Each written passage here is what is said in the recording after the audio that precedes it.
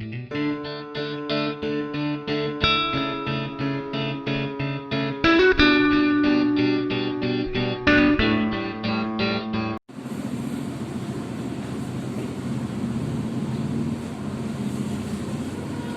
Students, Saraswati group of education તરફથી ઇંગ્લિશના video લેક્ચરમાં આપણે કન્જક્શન અને ફંક્શન નામનો એક મુદ્દો છે તેની આખી એક શ્રેણી જોઈએ છીએ.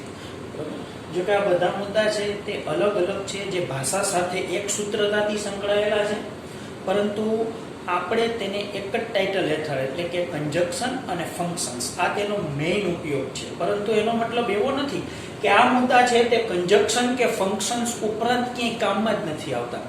જ્યારે પણ આપણે કોઈ પણ અંગ્રેજી વાક્ય છે તે મૂકવાનું આવે પેપરમાં આપણી રીતે, ત્યારે પણ આ મુદ્દાઓનો ઉપયોગ કરીને આપણે તે મૂકી શકીએ છીએ. તદુપરાંત આપણે કન્જક્શનમાં તો પૂછાય જ છે, જેમાં વાક્ય જોડવાના હોય છે. ફંક્શન છે જે વાક્યનું ઓળખવાનું પૂછાય છે, તેમાં પણ આ આઈએમપી છે.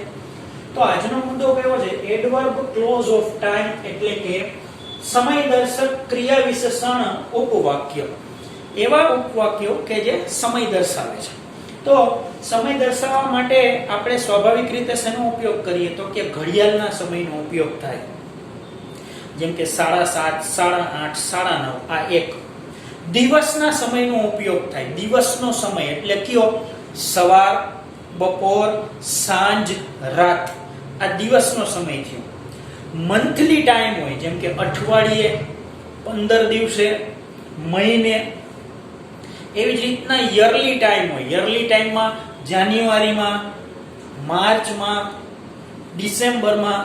તો આ રીતના યરના સંદર્ભમાં તમારે સમય બતાવવો હોય તો મહિનો. એના પણ પાર્ટ છે. 6 માસિક, ત્રિમાસિક, 9 માસિક. આપણી પરીક્ષા છે તેને ટર્મિનલ પરીક્ષા આપણે કહીએ જ છીએ.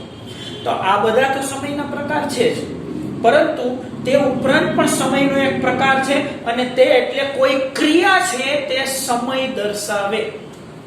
આપણે તે ક્રિયા સમય દર્શાવે? હા, ક્રિયા સમય દર્શાવે. કેવી રીતે?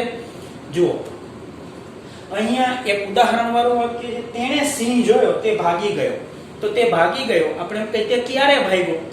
તેણે સિંહ જોયો. એક્ઝેક્ટલી આપણે ઘડિયાળના સમયનો જે જવાબ આપીએ છીએ ને, તે પણ આ રીતે ક્યારેમાં જ આપીએ. તે ક્યારે આવ્યા? 9:30 વાગ્યે. તે ક્યારે ભાગ્યો? તો આમાં ઘડિયાળનો સમય નથી. કયો સમય છે? તો he saw a lion. તેણે સિંહ જોયો. મારા મમ્મીએ ચા બનાવી. ક્યારે બનાવી? આપણે એમ કહી સવારે 7:30 વાગે. આ એક સમયની રીત છે. બીજી રીત આ રીતે છે, જ્યારે મહેમાન આવ્યા ત્યારે. તો જ્યારે મહેમાન આવ્યા તે ક્રિયા મમ્મીના ચા બનાવવાની ક્રિયાનો સમય છે. એમ આ જે ભાગી ગયો તે ક્રિયાનો સમય છે, તેણે સિંહ જોયો. બરોબર? અમે બિલ ચૂકવ્યું. ક્યારે? તો કે મેનેજર સાહેબ જ્યારે પોતે કાઉન્ટર ઉપર હતા ત્યારે. તો મેનેજર પોતે કાઉન્ટર ઉપર હતા ત્યારે અમે બિલ ચૂકવ્યું. કોઈ એનો માણસ નહોતો ત્યારે, મેનેજર પોતે હતા. તો આપણા બિલ ચૂકવવાની ક્રિયાનો સમય થયો.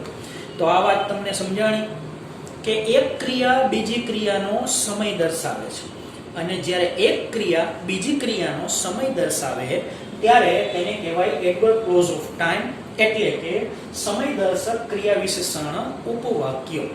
બરોબર? હવે ખાસ એક વાત કરીએ ધોરણ 10 ના સંદર્ભમાં. વ્યવસ્થિત સાંભળજો. ધોરણ 10 ના સંદર્ભમાં આ મુદ્દો કન્જક્શનમાં ઉપયોગમાં આવશે, કારણ કે એમના ફંક્શનના ટાઈમ જુદા છે. બરોબર છે? જ્યારે 11 અને 12 માં આ મુદ્દો પૂછાય છે, તેમાં ફંક્શન છે ડિસ્ક્રાઇબિંગ ટાઈમ, પણ તે 11-12 ની વાત છે. ધોરણ 11-12 કોમર્સ અને સાયન્સમાં આ જ મુદ્દો છે, તે ડિસ્ક્રાઇબિંગ ટાઈમ કરીને ફંક્શનમાં પૂછાય છે. જ્યારે ધોરણ 10 માં 3 સમય ફંક્શનમાં પૂછાય છે.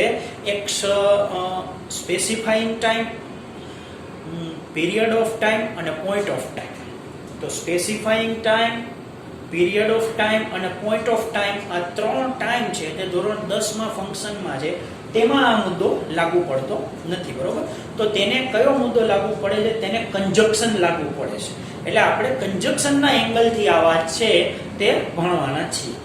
તો જો when અથવા તો as soon as આ બે સમાનાર્થી છે, તે જોડી છે, કોઈ પણ પૂછાઈ શકે કન્જક્શનમાં. તમને હવે અનુભવ છે, એક પેપર તમે લખી ચૂક્યા છો કે આપણને કાઉન્સમાં છે તે આપેલું હોય છે, તે કાઉન્સના આધારે આપણે કન્જક્શન સિલેક્ટ કરવાનું હોય છે. પછી જે નો સુનર ધેન આખી જોડી જ છે, નો સુનર એકલું નહીં આવે, નો સુનર આવશે તો ધેન આવશે જ. તેવી જ રીતે હાર્ડલી વેન અને સ્કેર્સલી વેન આ જોડીની સમાનાર્થી છે. એટલે જો કાં તો હાર્ડલી વેન અથવા તો સ્કેર્સલી વેન બેમાંથી એક છે તે આપેલું હોય કાઉન્સમાં અને આપણે તે વાક્ય છે તે કનેક્ટ કરવાનું હોય. અને and at once, and at વન્સમાં એન્ડ એકલું નથી, જોજો બરોબર.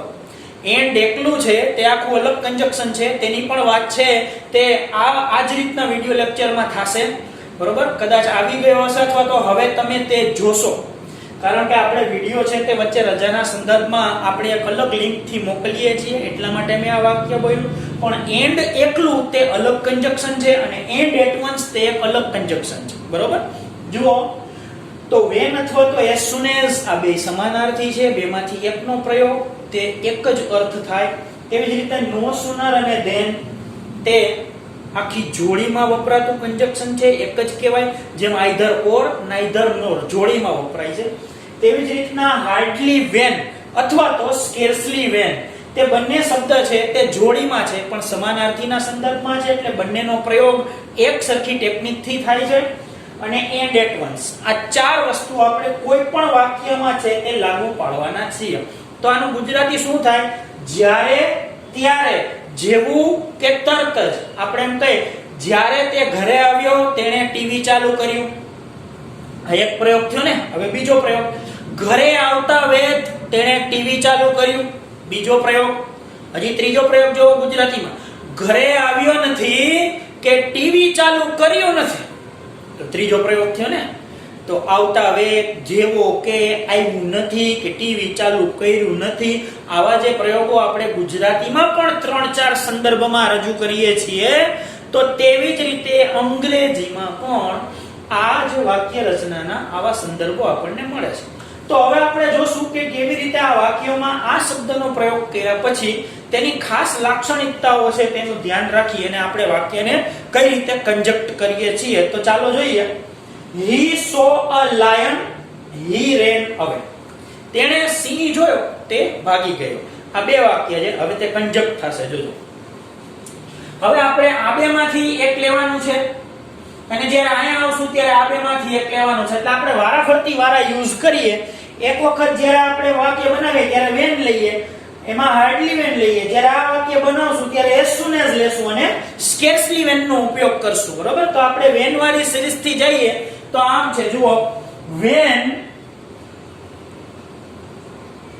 he saw a lion, હવે આપણે કોમા મૂકવાનું છે. જ્યારે વેન છે તે શરૂઆતમાં આવે અથવા તો એઝ સૂન એઝ છે તે શરૂઆતમાં આવે ત્યારે કોમા મૂકવાનું થાય છે, બરાબર. હવે he ran away તે વાક્ય પાછળ આપણે મૂકી દઈએ.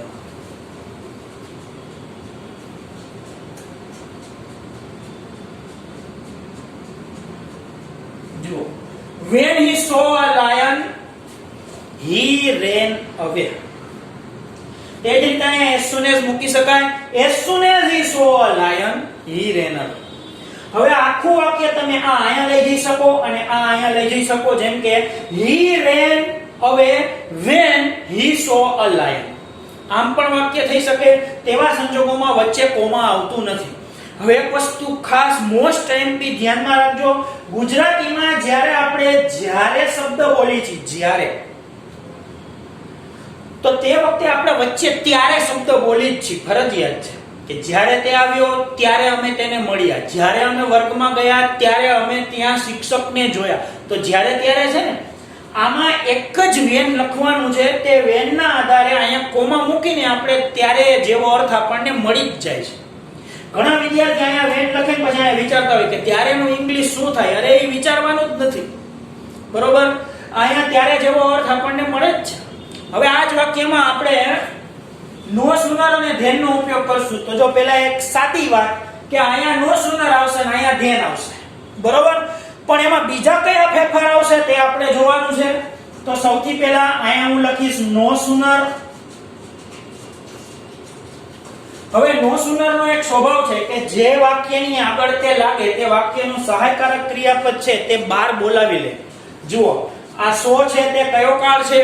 સાદો ભૂતકાળ છે ને, તો સાદા ભૂતકાળનું સહાયકારક ક્રિયાપદ શું થાય? did થાય. આપણે બોલતા હતા ને I did not play, we did not play, you did not play, you did not play. તો આપણે નોટ લગાડતી વખતે શેનો ઉપયોગ કરતા હતા? સહાયકારક did નો. તો સાદા ભૂતકાળનું સહાયકારક ક્રિયાપદ શું થશે? સાદા ભૂતકાળનું સહાયકારક ક્રિયાપદ થશે did. તો અહીંયા આપણે સૌથી પહેલા did લખવું પડશે. એક્ઝેક્ટલી જે આપણે પ્રશ્નાર્થ વાક્યમાં પ્રોસેસ કરી છે તે જ કરવાની છે. આ did ને બહાર બોલાવી લેવાનું છે he ની પેલી બાજુ, બરોબર? હવે મારે અહીંયા he લખવાનું છે. જો તો અહીંયા થશે he. તો no sooner did he, જો હું આ વાક્ય લખું છું, બરોબર ધ્યાન રાખજો, પણ મેં did બહાર બોલાવ્યું. શા માટે? no sooner નો સ્વભાવ છે કે જે વિધાન વાક્યનું કન્સ્ટ્રક્શન પણ પ્રશ્નાર્થ જેવું માંગે છે, સહાયકારક ક્રિયાપદ બહાર માંગે છે, બરોબર છે? તો did he, હવે અહીંયા did બહાર આવી ગયું, પછી આપણે સો લખવાની જરૂર નથી અને લખાય પણ નહીં. તો શું આવશે? સી લખવાનું છે. શા માટે? કારણ કે આપણે did ને બહાર બોલાવેલું છે. તો no sooner did he see a lion, જો બરોબર, સૌથી પહેલા આપણે નો સુનર મૂક્યું, આપણે આ વાક્યના સંદર્ભમાં did ને બહાર બોલાવ્યું, એટલે સી ક્રિયાપદના બે ભાગ થયા. did see, અહીંયા હતું he saw a lion, એના બે પાર્ટ કર્યા. did he see a lion? અને હવે મારે આનું કનેક્શન બીજું મૂકવાનું છે. શું? then, એટલે વાક્ય પૂરું થશે. તો then, અને હવે બીજું વાક્ય મૂકવાનું he ran away. જો no sooner did he see a lion then he ran away. હવે no sooner then વાળું વાક્ય તમે આમ ઇન્વર્ટ કરીને લખી નહીં શકો, બરોબર? કે આપણે આ વાક્ય પહેલા લાઈન then વાળો પાર્ટ પહેલા લાઈન, ઈ સુવિધા એમાં ઉપલબ્ધ નથી, બરોબર? હવે આપણે હાર્ડલી વેન અથવા તો સ્કેર્સલી વેન, કોઈ પણ એક શબ્દ લેવાનો છે, સમાનાર્થી છે. તો આપણે એક વખત હાર્ડલી વેન લેશું, એક વખત સ્કેર્સલી વેન લેશું. તો આપણે હાર્ડલી વેન શબ્દથી હવેની વાત સમજીએ. તો જો સૌપ્રથમ આપણે અહીંયા લખવાનું આ વાક્યની પહેલા હાર્ડલી, આની પહેલા વેન.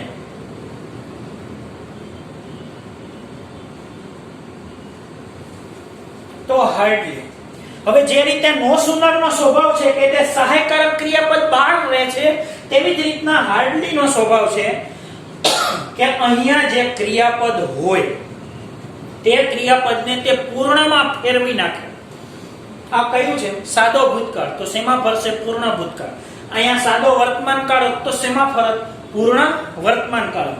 તો અહીંયા ફરીથી પૂછું છું, શું છે? સાદો ભૂતકાળ. તો સાદો હોય ને એને પૂર્ણમાં ફેરવવાનો. સાદા ભૂતકાળનો પૂર્ણ ભૂતકાળ. અને સાદો વર્તમાન કાળ હોય તો કયા કાળમાં ફરે? પૂર્ણ વર્તમાન કાળમાં. ફરીને સાંભળજો.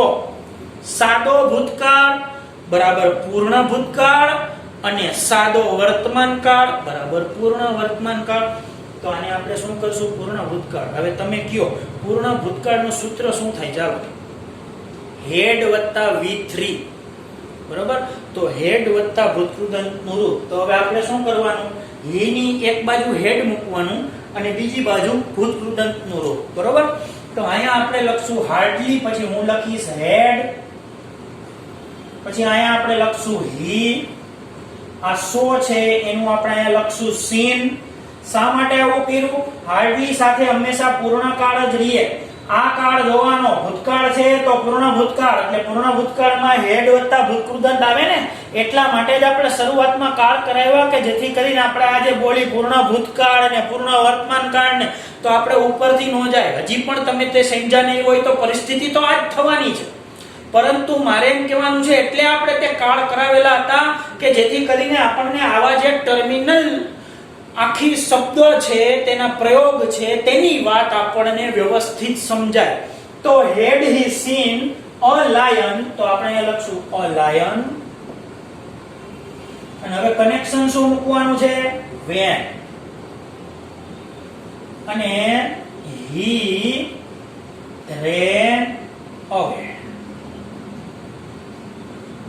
બરોબર?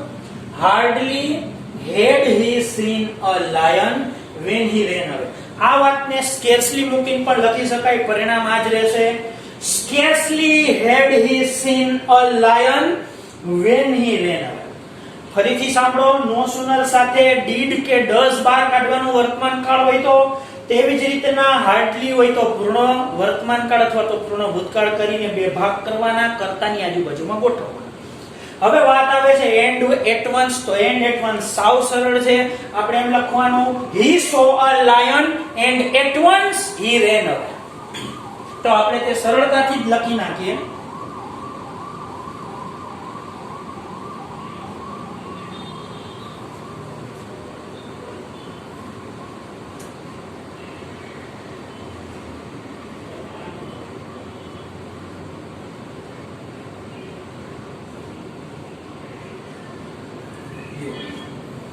He saw a lion and at once he ran away. તેવી જ રીતના it rains farmers become happy. પાછું એક વાક્ય જોઈએ છીએ આપણે.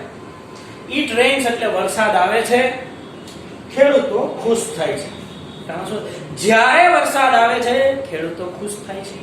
જેવો કે વરસાદ આવે છે ખેડૂતો ખુશ થાય છે. પણ માપમાં વરસાદ આવે તો છોટી તો ઓબ્વિયસલી છે, પ્રત્યેક વસ્તુ છે તે માપમાં સારી, બરોબર છે. એટલે આ દ્રષ્ટાંત બધા છે તે તેની શ્રેષ્ઠ પરિસ્થિતિમાં સમજવાના હોય છે, અપવાદરૂપ પરિસ્થિતિ છે તેમાં સમજવાના હોતા નથી, બરોબર છે. તો હવે આપણે આમાં as soon as વાપરીએ, કારણ કે આપણે તેમાં when વાપરી લીધું આમાં. હવે as soon as તો અહીંયા લખવાનું છે as soon as it rains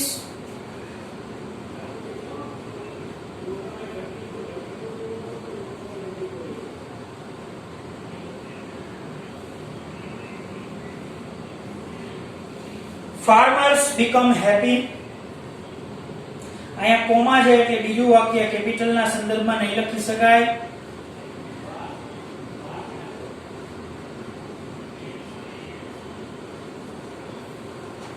હવે જો આપણે લખવાનું છે no sooner than. તો no sooner નો શું સ્વભાવ છે? તે સહાયકારક ક્રિયાપદ બહાર લઈ લે છે. કયો કાળ છે? s કે es લાગે એટલે કયો કાળ થાય? સાદો વર્તમાન કાળ.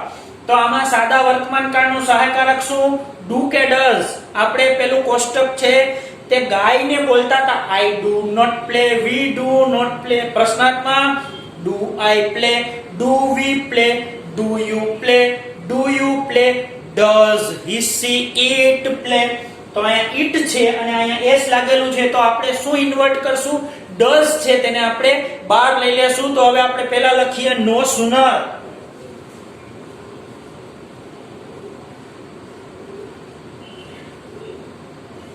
બરોબર. હવે જો આના બે ભાગ કરું છું, અહીંયા does લખીશ અને પછી rain, એટલે does it rain.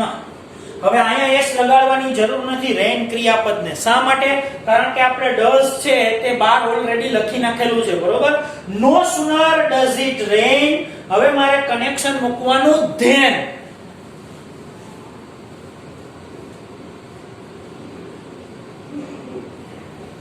તો no sooner does it rain then farmers become happy.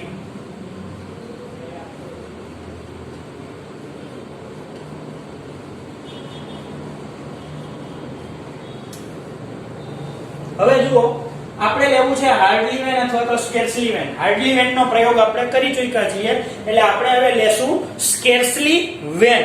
તો પહેલા scarcely અને જે મધ્યમાં કનેક્ટિવ તરીકે આવશે when. પણ scarcely when નો એક સ્વભાવ છે કે તે જે કાળ હોય એને પૂર્ણ કાળમાં માંગે છે. તો આ કયો કાળ છે? વર્તમાન કાળ છે. તો આપણે કયા કાળમાં ફેર કરશું?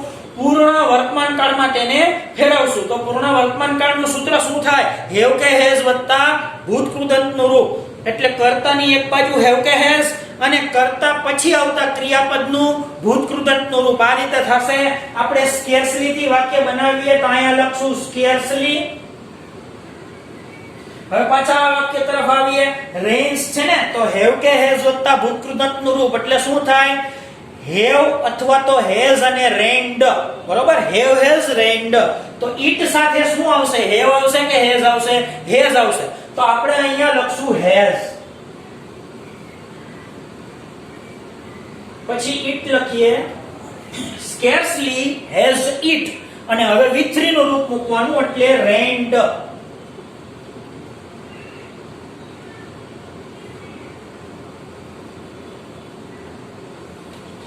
સ્કેર્સલી હેઝ ઇટ રેન્ડ, બરોબર. તો મેં અહીંયા શું કહ્યું છે, પૂર્ણકાળમાં ફેરવ્યું અને તેના બંને જે ઘટક છે હેવ કે હેઝ વત્તા ભૂતૃદન તેને કર્તાની આજુબાજુમાં ગોઠવવાના છે. હવે અહીંયા વેન લખશું, van farmers become happy.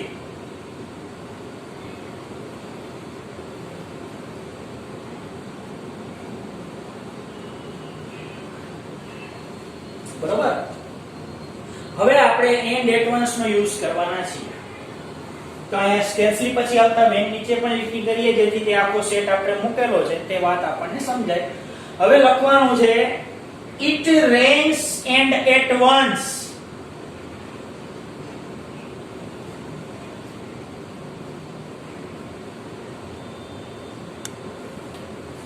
Farmers become happy.